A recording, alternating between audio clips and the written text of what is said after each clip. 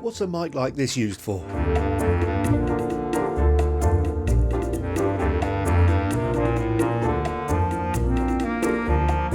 Most videographers spend their time trying to sort out audio and reverb and all kinds of things, and what they do is they place their microphones in strategic positions to try and get rid of the effects of the room, to get rid of noises around them and all that sort of thing. Well, this kind of mic is something that will overcome that just by the fact that it's going to be very, very close to your mouth. This is a microphone made by JK Microphones. It's a J069, and the way that it works is that it places the microphone very, very, very close to your mouth. The way you wear them is not the way you would want to put them on. The way you would naturally want to put them on is to have the hooks like that, like a pair of glasses or something, and put them over that way. But that's the wrong way. What you do is you place them that way so that this thing is on the left-hand side, and you don't have to force anything there, but that's it there, and you walk around like that. Now, thankfully, it is kind of skin colour. I'm looking at myself in the screen to see where I've got it placed. It is skin colour, but this thing is very bendy, so you can really place it wherever you want to place it.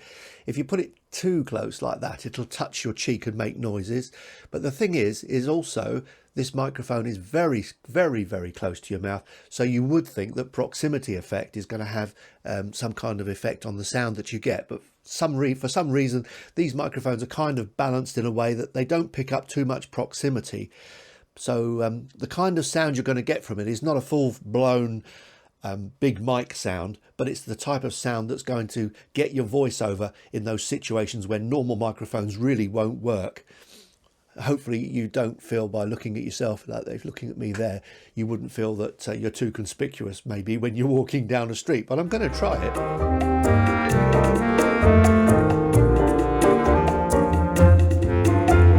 Now, this little test is a double whammy. First of all, I'm using the Sigma f 1.4 lens, and today it's particularly grey. In fact, it's actually almost half dark.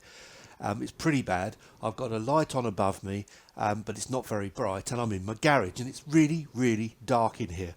There is no other lens that I could use out here. I've tried all of my other lenses, and they all go into grain and fuzz and whatever.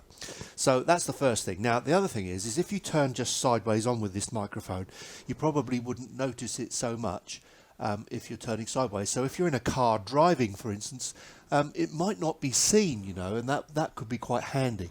Now I'm going to try the ultimate test. This is a DIY video now because I've got a plank of wood, a hammer, and I'm going to talk while I'm hitting the hammer.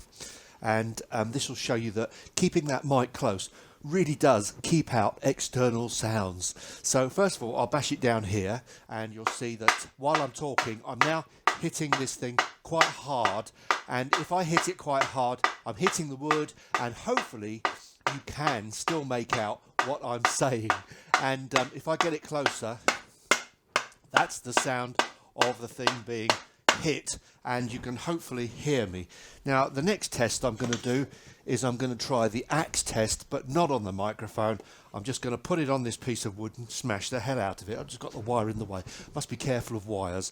So here we go. I'm now going to chop this wood up live, and hopefully not take it. Well, at least if I take my finger off, I've got some evidence for insurance. So here we go. I'm now chopping the wood up. I've chopped it. That was it. So hopefully you can hear me all the time. If you can, then the mic is really doing its job, isn't it? You know, I really can't believe how good a job this Sigma does, because you would not believe how low the light is out here. And I've got a great picture. I can't believe it. This is the worst room in my house for sound. It's even worse than my front room, because this is the bathroom. I can't believe the job that this lens is doing. It's absolutely amazing. I've got no lighting on in here. It's no lighting except for the one in the ceiling, and it really is picking. I had to actually stop it down a little bit, which is amazing.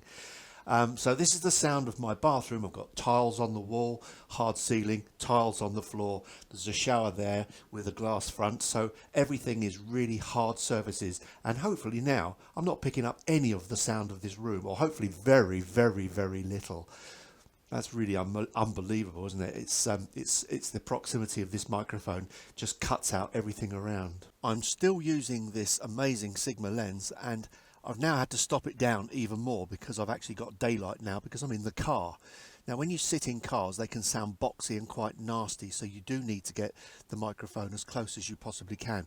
So at the moment the engine's not running. Now if I just start the engine, this is how it sounds when I'm talking. So I've now started the engine, and now the engine and actually the radio is, oh, it's an opera as well, sorry about that, but there's music going on quite loud in the background. Now normally I wouldn't have it that loud if I was talking, and that's about the normal sort of sound of the radio, and I'm talking with the engine running. Now if I rev the engine, there's people around probably wondering what I'm doing.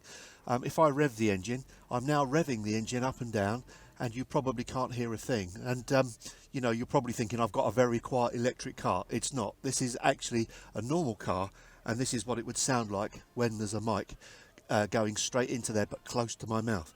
There's a guy behind me who's looking in my car like, what are you doing? Maybe he thinks I'm doing a demo of the car, I don't know. Anyway, that's the sound of this microphone in a car.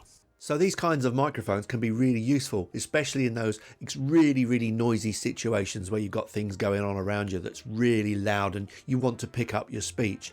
Also very useful if you want to go hands-free and be doing something and explaining something while you're doing it, which is quite useful.